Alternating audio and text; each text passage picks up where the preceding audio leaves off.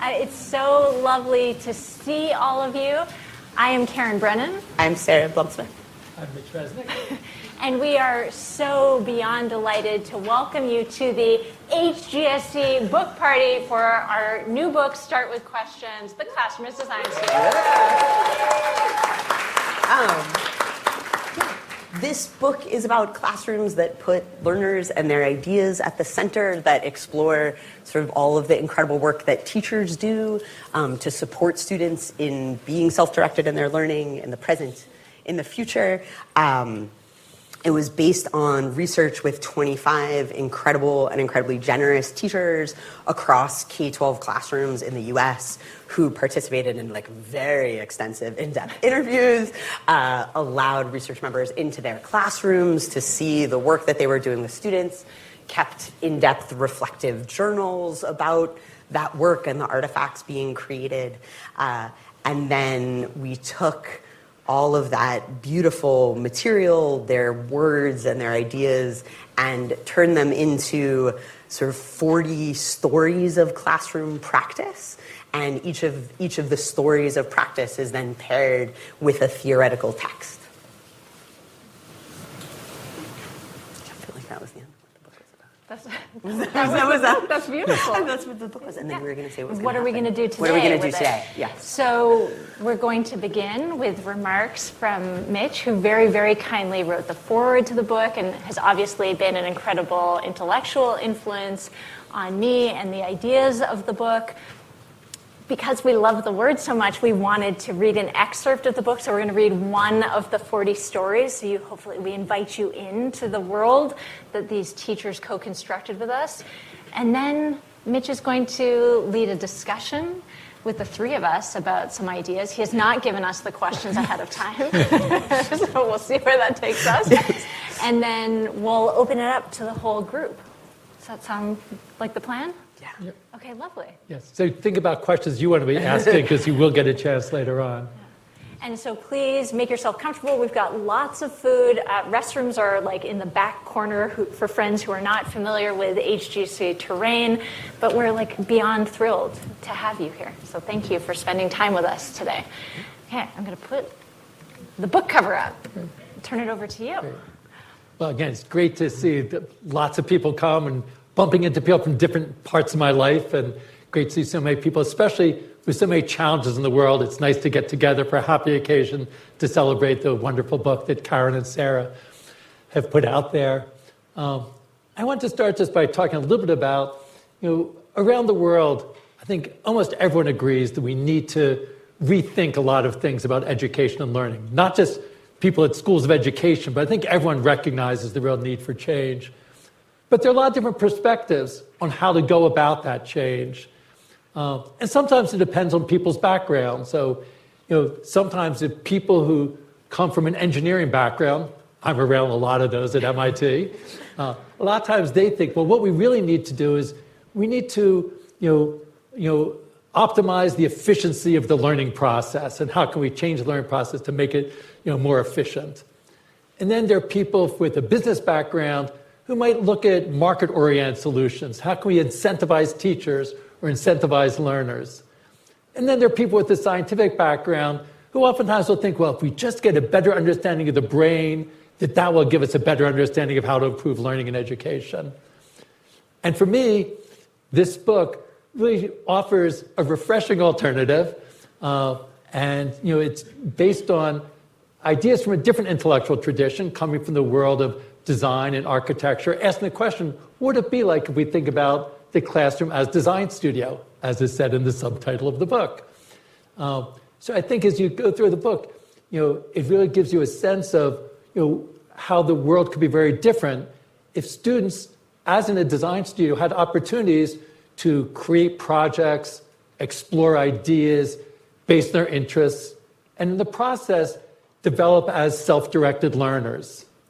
And I think what makes, at least for me as I read it, made the book so enjoyable to read and made such a compelling case was the way it was organized around these 40 stories and the way they integrate both practice and theory, because it's really grounded in these experiences from K through 12 classrooms, where they're putting these ideas of a classroom as design studio, really putting it into practice, then pairing that with a sort of a theoretical lens and analyzing, looking through the way that a particular educational theorist has thought about things. And it makes it very accessible by bringing those two together.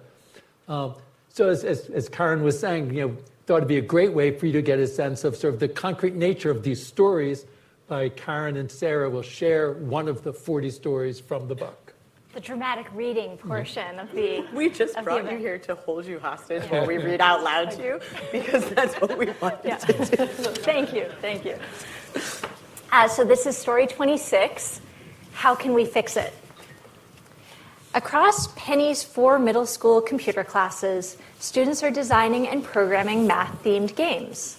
Some students are creating games to help the player practice a particular mathematical skill. Some students are building tutorials to help the user understand a specific mathematical concept. To help keep track of student progress, Penny has created an online gallery space where students can share their projects as they are being developed. Penny calls their shared virtual space the debugging studio because she wants students to feel comfortable sharing projects that maybe aren't yet working as they envisioned. One advantage to this public sharing of buggy projects is that students across the 4 classes are able to help each other by trying out each other's projects, documenting bugs, and making suggestions for possible solutions. In class, Penny invites her students to each pick a project from the debugging studio and figure out what's happening with it.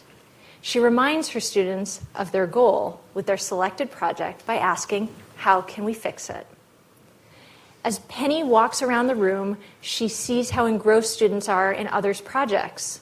Students have documents open to record their observations and feedback as they work to discover bugs in the code.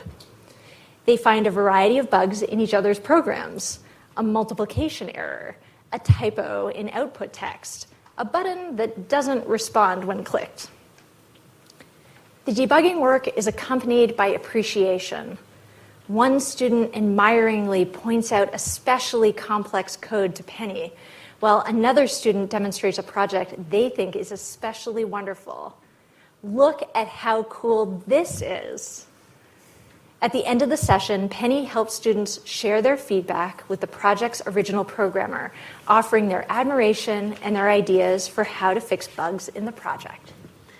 By naming the work of debugging as central to their processes of creation, Penny is inviting her students into a particular relationship to learning, one characterized by trying and fixing and trying again. In his 1980 book Mindstorms, South African-born mathematician, computer scientist, and educator Seymour Papert, who was mentored by Jean Piaget and co-created the Logo programming language, described the opportunity that programming work provides for this relationship to learning, and the idea of debugging as an alternative to the destructive fear of failure that can dominate learning situations framed around being right or wrong. Many children are held back in their learning because they have a model of learning in which you have either got it or got it wrong. But when you learn to program a computer, you almost never get it right the first time. Learning to be a master programmer is learning to become highly skilled at isolating and correcting bugs, the parts that keep the program from working. The question to ask about the program is not whether it is right or wrong, but if it is fixable. If this way of looking at intellectual products were generalized to how the larger culture thinks about knowledge and its acquisition, we all might be less intimidated by our fears of being wrong. While the concept of debugging originated with programming work, Papert was interested in broader ways of thinking about learning. In the classroom as design studio, the process of creating through projects is necessarily messy and iterative. There will always be surprises as creators take their ideas from conception to implementation. What can make this messy, iterative, and surprising process joyful in the classroom, rather than stressful or shameful, are the dual elements of the classroom culture that Penny creates here, where bugs are normal and expected parts of creation, and there is a collective commitment to working together to fix them. In this vignette from Penny's classroom, we see the commitment to a culture of fixing, rather than being right or wrong, being enacted at multiple levels. Students being invited to share their own buggy projects in need of fixing, and students being invited to help fix others' projects. By creating a shared studio, Penny has introduced a low-stakes way for her students to easily share their projects with each other when they are ready for help and feedback. And by establishing a simple protocol of tracking bugs through text documents, Penny also makes it easy for her students to review each other's code and work through feedback. These straightforward elements of classroom procedure normalize the idea that students will encounter difficulties, that things won't work the first time around, and through making the process of debugging public and collective, everyone is invited into a shared responsibility for trying to make things better. In addition, in her own behavior, Penny serves as a powerful model of learning by trying to fix things rather than worrying about getting it wrong. Papert noted that one of the most important influences on children's way of thinking about learning in a given subject is how they are initiated, explicitly or implicitly, into that subject by adults. For example, if adults themselves seem scared of mathematical problems and reluctant to engage with them, young people will do the same. If adults are instead excited to meet a challenge, willing to try without the guarantee of success, and interested in what that experience might teach them, young people have both a model of how they can engage and permission to fail. Papert highlighted how powerful it can be when teachers and students experience not knowing together. He describes as poignant a scene with a small group of fifth graders who were working on a logo project together, programming a mechanical turtle to write out a seasonal greeting. When the turtle ran the program, a bug emerged, and the teacher and one of her students sat together for some debugging. Reflecting on their interaction, Papert wrote, "As they puzzled together, the child had a revelation. 'Do you mean,' he said, 'that you really don't know how to fix it?' The child did not yet know how to say it, but what had been revealed to him was that he and the teacher had been engaged together in a research project." In Penny's class, students routinely experience the revelation that Papert described, the realization that a teacher genuinely doesn't know something and is excited to figure it out alongside you. In her classroom, Penny joins her students in their experiences of debugging with interest and enthusiasm. As she shared with us, "I must tell you, I still do like to chew on a nice computer problem." Penny went on to describe a time when a student came to her with a bug in the random variable generator he had created. They sat down together and worked through the program, noticing that it was telling the player they had given an incorrect answer to an additional question when the answer had actually been correct. They worked together to isolate the problem, trying different things such as attempting to produce a correct answer and seeing what had happened with the variables, before finally identifying that the issue was with the number of variables being used and how they were being used. The time Penny takes with this student, the depth of her engagement with the problem, and her curiosity and joy in figuring it out communicate important messages about learning. As Papert explained, school teaches that errors are bad. The last thing one wants to do is pore over them, dwell on them, or think about them. The child is glad to take advantage of the computer's ability to erase it all without any trace for anyone to see. The debugging philosophy suggests an opposite attitude. Errors benefit us because they lead us to study what has happened, to understand what went wrong, and through understanding, to fix it. In this moment, Penny is helping her students do exactly what Papert named as both difficult and essential, using errors as an opportunity for reflection and learning by dwelling on them rather than erasing them, relishing them rather than running away from them. Many of the descriptions of debugging in Papert's Mindstorms are similar to this moment, made up of individuals and pairs, both student-student and student-teacher. But there is something especially significant about the collective engagement with debugging in Penny's classroom that she invites through her creation of the debugging studio. By distributing debugging responsibility among her students, Penny has made it possible for her students to get feedback on their projects more quickly. And the feedback students generated offered greater detail because they had time to thoroughly explore each project beyond what Penny would have been able to produce on her own for her more than 100 students. But as powerful as the learning was for students through receiving responsive and deep feedback, students also benefited from engaging in the work of fixing others' projects and preparing feedback in support of that work. In addition to giving them some needed distance from the complexities of their own projects, students had the opportunity to practice problem solving in novel contexts with other students' code. And reading others' code and interacting with others' projects often served as inspiration for new creative possibilities. As Penny explained, I think encouraging the students to interact with the creative content of others builds their own creative talents. It also leads to conversations about things that were well done and perhaps a bit unusual, as the students had very different ways of designing and building their programs.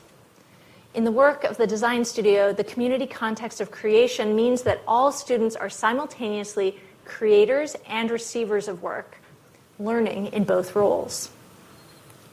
Penny acknowledged that her own experiences as a computer programmer prior to entering teaching certainly informed her embrace of debugging in the classroom.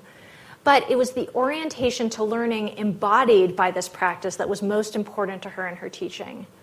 In describing to us her own iterative process as a teacher, especially her willingness to try new things, more open-ended projects, more student ownership over assessment, she emphasized letting go of the fear of failure, just as she encouraged her students to do. As she shared, well, really, what's the worst that could happen, right? The worst that could happen is we have to redo it. And okay, then we'll redo it and we'll come up with a different way. This is what Papert invites us into. Debugging not just as a programming practice, but as an approach to learning, an approach to life. For both students and teachers in the classroom as design studio, all we can do is try. Take what has gone awry as an opportunity to learn and ask with interest, excitement, and optimism, how can we fix it?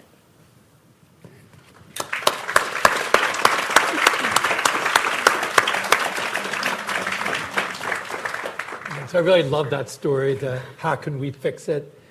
And I want focus to start with the question at the beginning. And of course, the book itself is called Start With Questions, highlight the questions. I think one thing that I really liked about the questions are, in this case, but in the other cases as well, they're always authentic questions where the teacher, the educator, is really interested in what's happening and trying to find something out. And that's such a contrast to oftentimes teachers ask lots of questions in classrooms, but often they ask questions where they know the answer and they're trying to find out if someone else does.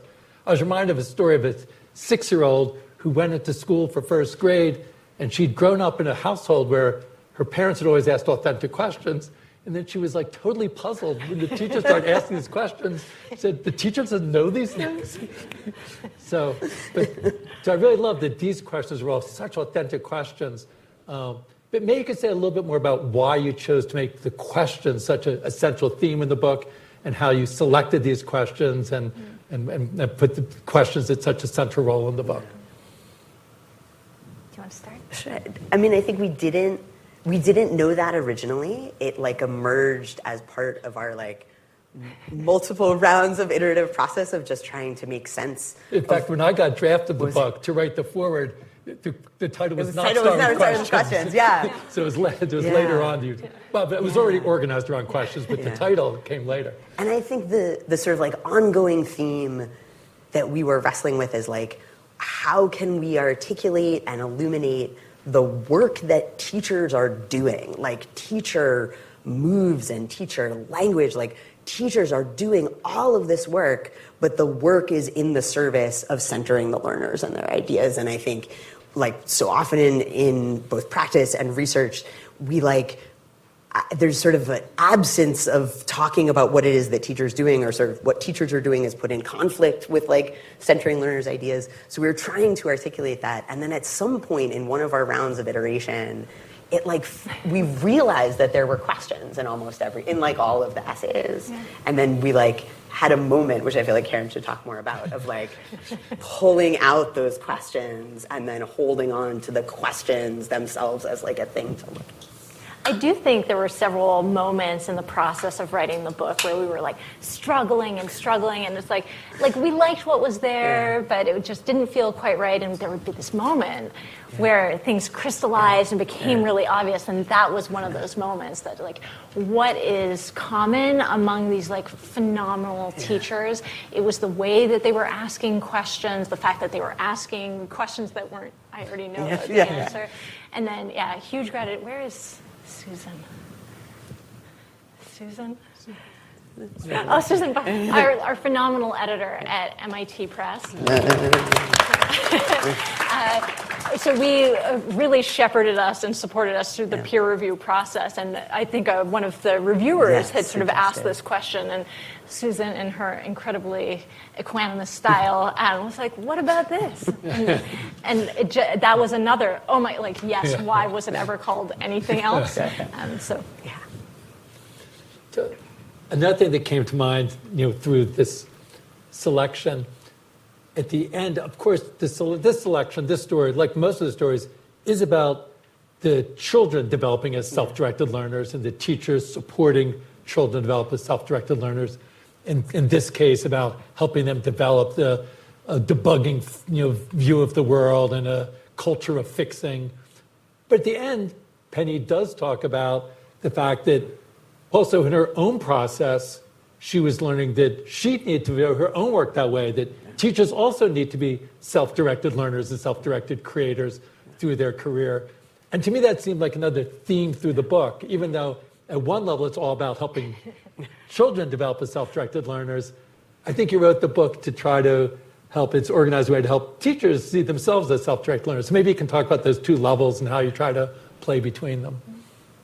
No, I mean, absolutely. I think just as like these teachers were trying to help learners see themselves as people with ideas who could figure things out and act on the world and like had things to say, like absolutely we want to help teachers see that. There's like a piece of research in one of the other essays that I'm a little bit inordinately obsessed with, which was this like incredible, it's called like an experiment in teacher development. It was done by Madeline Lempert, Eleanor Duckworth, and Bamberger. And Jean Bamberger. And it was with teachers in a school system very close by to here. And one of the big ideas was that they sort of said, like, what if teachers like developed knowledge about learning through their own processes of like engaging with learning. And they said that one of the findings was that as teachers sort of learn to take seriously, like maybe my students have their own ways of doing long division, and that's to be listened to and appreciated, teachers were like, oh, like I have my own ways of doing long division, and maybe my own experiences of schooling made me think that that was wrong and that was something that needed to get out of me.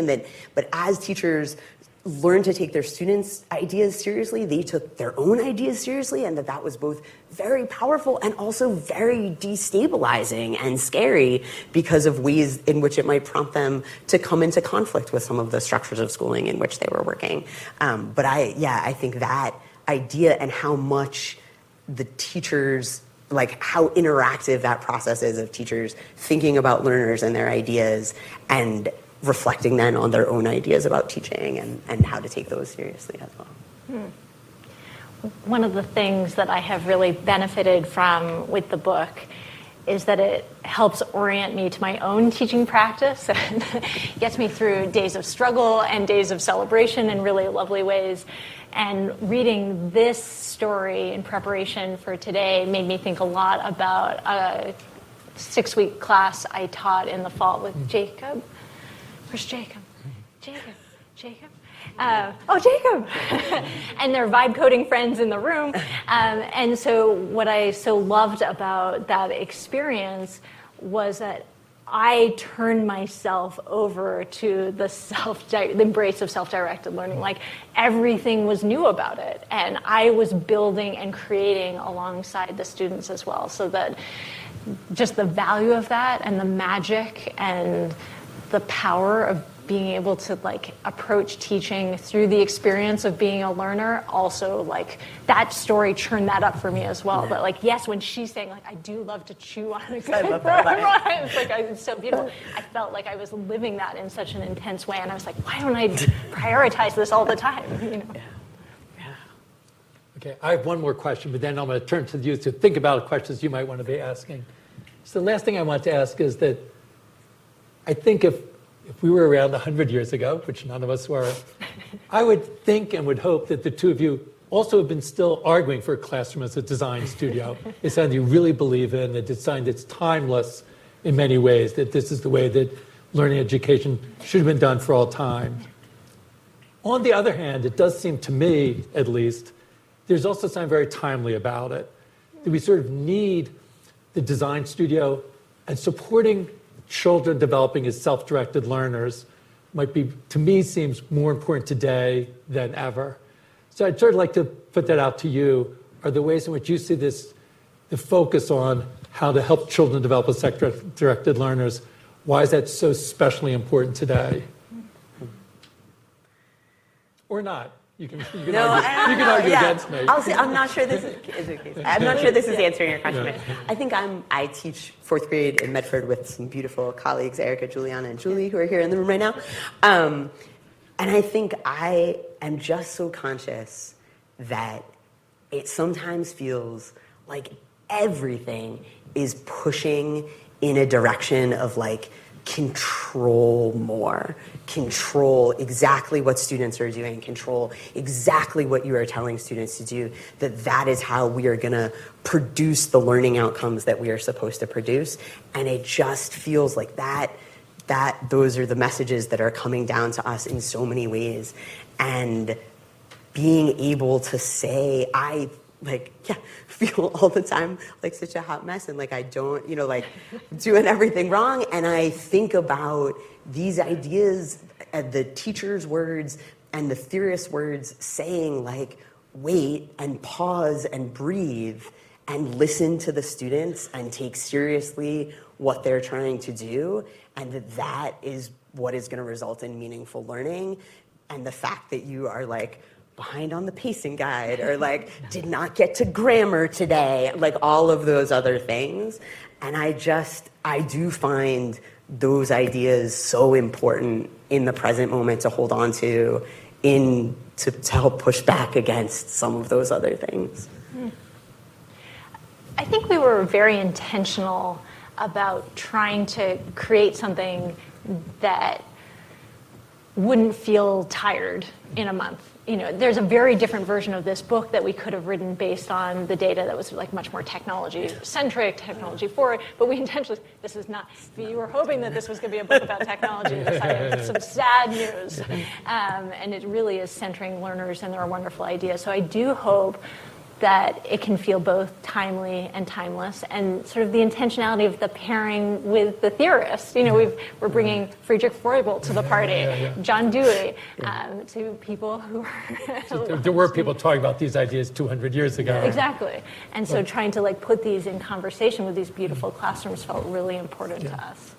It does have to do with helping young people develop their voices today. It seems just so important in today's world.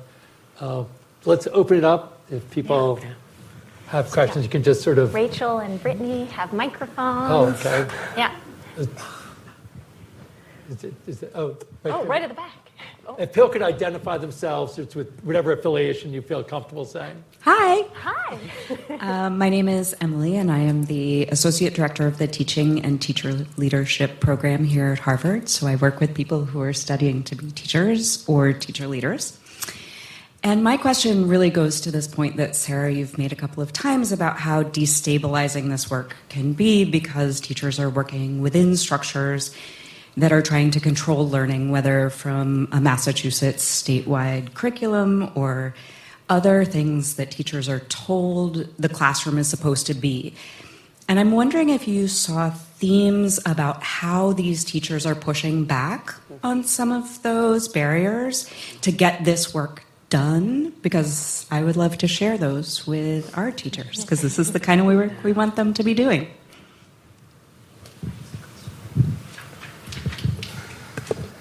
I mean, I think a few things. I think there were a lot of teachers who are part of the research who had a little more leeway in certain ways because they were technology teachers or STEAM teachers. But that leeway is not to say that it's not possible in other contexts, but only that there was just a little more space to show these imaginative possibilities, and that's part of what's so incredibly valuable. But I think that teachers were absolutely finding ways, there are examples of AP computer science teachers who are I have a curriculum, I have a test that I am getting towards, but that even within that, they were able to design projects that enabled students to make them their own project, even while meeting very explicit and fairly high stakes like curricular goals. So I think that is really something. And then I think some of the ways that the teachers showed that the work was meaningful to students through like practices of like photographic and video documentation, of like showing how the students were saying like, I learned so much, this is what it meant to me. I think that was like another source of sort of like validation of the ideas in those contexts. What this sparks for me is something that a faculty colleague of Mitch's would say in a class, actually, Hiroshi Ishii. He's like, I don't want to see anything evolution. I only want revolution in this class. I don't know if he's mellowed in the past 20 years. I highly doubt it. And something I tell students at 550, friends, I know many are in the room, like, not everything has to be a revolution, and very small acts can go an enormous way. If it was not going to, like, were it not to put Sarah on the spot too much, I would have had you read the final chapter of the entire book because it is so stunningly beautiful. And it really talks about how, as a classroom teacher, you operate within these systems of control and structure. It's just like, it makes me teary every time I read it. And it's just, everyone can do this, even in these very small ways. It makes an enormous difference. Just ask it. I mean, like, I'm not doing anything. We're working in quite traditional classroom circumstances. We're working with quite conventional curriculum. We are dealing with all of those structures. I try to ask these questions. Like, it's so easy to fall into asking what's in the teacher's head. Like, even, we all know we're not supposed to do it, but, like, you find yourself doing it all the time. Ask a question that is an authentic question about a student and they're learning, and it's incredible. You learn so much about them, about their relationship to the ideas, about their understanding of multiplication. Like, it surfaces those things. So I appreciate Karen saying, like, the start small, start with something just teeny. It doesn't all have to be, it's so inspiring to have these examples of this incredible, like, project-based and creative work, but, like, just ask a question. Little ripples can turn into waves over time. Yeah. I'll do there and then here. Hi, everybody. I'm Alexandria. And I will say that the first question that came into my mind was, I wonder how they chose the question marks for the cover. Which you can talk about if you want to. But that question led me to what is my real question, which is, I wonder what we can hope to discover in the pairings between the classroom stories and, like, the research stories. And I'm very curious, connecting back to the question marks, like, what you left out and the stories that you didn't choose to tell. I can answer the design question. That Please, was the brilliant designers at MIT Press. So that was, just like a beautiful interaction. I mean, I think it does feel like the theory felt important, like, not just the classroom practice, the stories of practice on their own, but what the theory illuminated. When I was thinking about the How Can We Fix It that we read, there's something that Papert is emphasizing where it's not just like, everybody makes mistakes, celebrate mistakes, but it's like, pore over them, be interested in them, dig into them. And because we were doing this, I, like, thought about that so much. And I changed some of the language I was using with students around their relationship to mistakes. We're in, like, a very computation-heavy unit. There's a lot of mistakes going on. But, like, how the being interested in the mistakes and how different that is. So I feel like that, just as an example of, like, there's some deepening or, like, nuancing, or it helps us think more broadly about these issues in learning in ways that I think the stories of practice, as powerful as they are, wouldn't alone surface. In terms of, like, theorist voices, like, this is like what we could tell, this is who we wanted to bring to the table. There are so many other voices out there that could speak to this. Like, we would love to hear more about other voices who could speak to this. Yeah, there were definitely theorists that were like, over my dead body are we removing Exactly, from the book? And so, like, some theorists hopped around a little bit, and shout out to Jeff Hassan, who was an early reader, who like helped us think about how the particular what is pairing. Carl Weick saying here? Yeah, Really? Like, what's yeah. going on? So very appreciative. Did you want to comment on the cover and the choosing of the question marks? Oh, MIT Press. Yeah. These wonderful designers at MIT Press took very good care of us. Yeah. You did change some of the question marks. The initial version had some different question marks. Didn't you make? You did change. You took a few of them and changed them. And didn't Brian take a look at the covers and give feedback that, like, that is very KB oriented? Yeah. We had narrowed it down to 2 beautiful covers. And so we sent it to Mitch, Steve Seidel, beloved community member of HGSE, and 2 former students and co-conspirators in teaching. And yeah, Brian, you took a look at this cover, and he said, if I took away all of the text, if I took all of the question marks, I would just know it was a book from you. So I was like, done. Yeah. Great. Sold. Sorry, I wasn't given the mic to add an addendum there, but hello, I'm Nina. I'm a T550 friend. I have a question about valuing questions and, like, especially when students bring so many different lived experiences, and we know across race and class those lived experiences are not always acknowledged. I think the way questions are valued becomes so important, both across classroom peers, but also in the teacher-student interaction. And so any observations or stances you noticed across learners, across educators around what does it mean to, like, value a question in its fullness?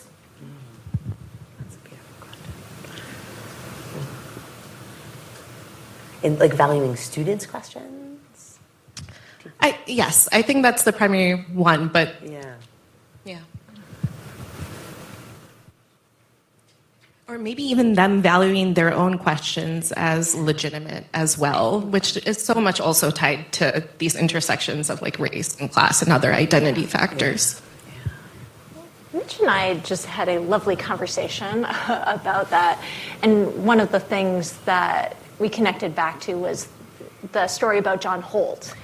And that there is a culture of trust that needs to be built up, that learners can trust themselves, they can trust you as the educator, and that doesn't just happen, as we all very well know. And what I was thinking about when I thought about this story was all of the work that had to happen to make this feel okay. Because you don't get this out of the gate, right? And so what is all of the relationship building? What is all of the sort of careful wading into, like, who are you? And actually, I think of you often and the ways in which you take seriously learners, their ideas, their experiences. And I know you're sitting across the aisle from one of your students this term. And so, like, that is the foundation. Relationships are the foundation of all learning experiences, and without that, you can't do anything. So that's what your beautiful question makes me think about. But. Yeah, I was trying to think of, I mean, I think part of, like, teachers not, like, letting those questions letting questions stand unanswered, or, like, not closed off immediately with, like, I'm going to tell you, like, what in response to that question. And I think that did seem like a form of validation of, like, you asked this question, and then, like, you're going to get to pursue it, and you're going to get to, like, figure stuff out in response to it. It's not just something that I'm going to, like, and I think I do think a worry, or, like, letting questions stand and not be fully answered in the moment is destabilizing to these conventional, like, patterns of interaction that we have in the classroom. But I think that is something that we saw a lot of, that it was, like, directing learners back. Learners would ask a question, like, how do I do this? Or, like, and then it would be prompting that back to students, or prompting that to the students as collective, rather than answering it themselves. That was something else.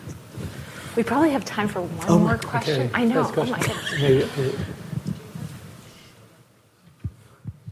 Hi, I'm Iman, also a T550 friend.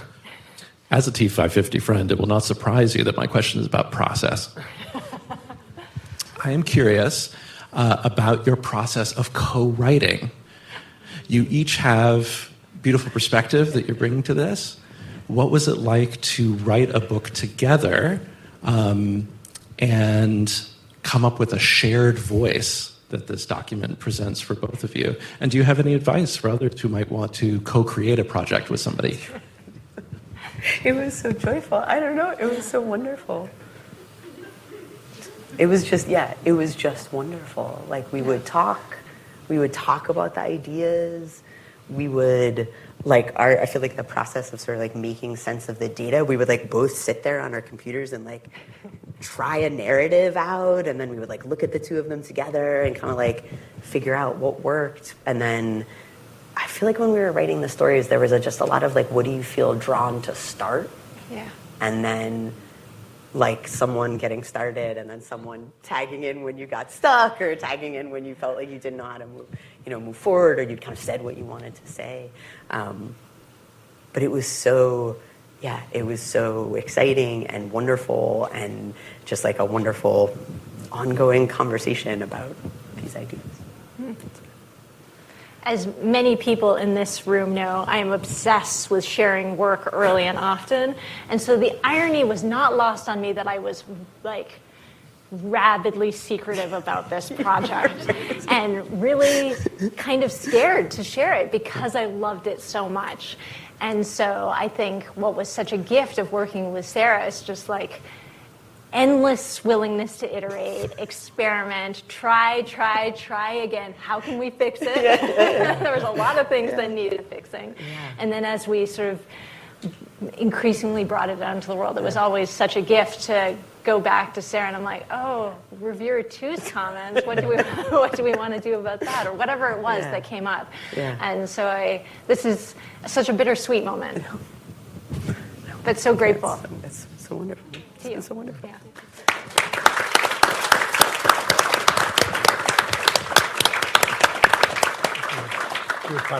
Final word from you.